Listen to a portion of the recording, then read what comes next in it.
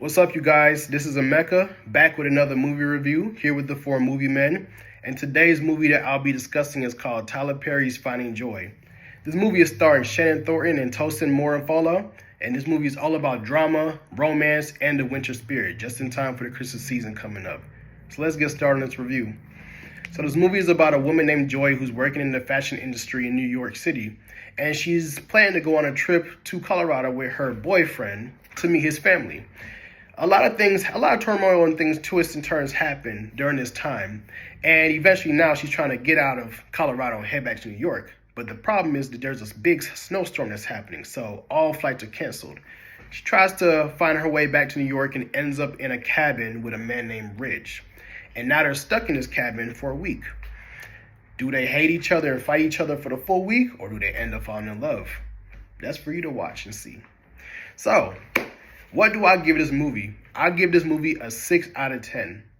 And I'm not saying it because it was bad. It's just I'm not a whole romantic, drama-filled movie lover.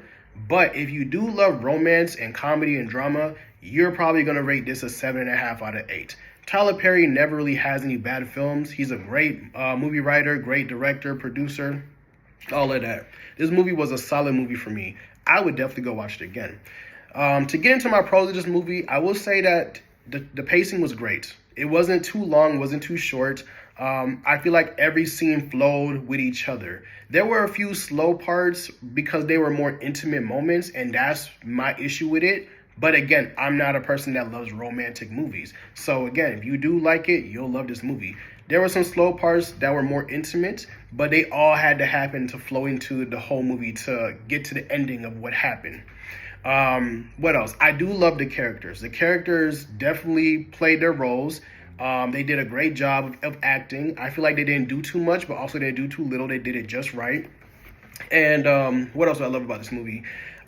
This movie is just a great movie for couples. It's a great movie for couples. It's a great movie for women, for men, for anyone who wants to watch this. So yeah. And I do love the message behind the movie, which is basically to don't be afraid to say how you feel. Tell the person that you love them. If you do, tell them that you love them. And don't be afraid of communication, because without communication, there's no understanding. And now you guys are not on the same line, and a lot of things happen bad because of that. So definitely communicate, understand, and don't be afraid to say what you want. What I didn't like about this movie was that realistically, I don't feel like people need to hop into relationships if they haven't healed from their past relationships or from past traumatic experiences that happened to them. I feel like you need to work on yourself before you hop into something else, because eventually everything will fall down and crumble. That's the only issue I have with this movie, just to be realistic. That was it. Some of the characters had their own flaws, their own situations they had, and I just felt like they kind of rushed it, But again, like, if you see the movie, they're in one place, for most of the movie, for majority of the movie actually. So yeah, that was the only bad thing I had about that. This movie's a 6 out of 10 for me. It could be higher if you like romantic movies, but you can catch this movie on Prime Video. And yeah, if you watch it, let us know what you think. Drop your comments, leave likes, and again, I'll catch you next time with another movie review.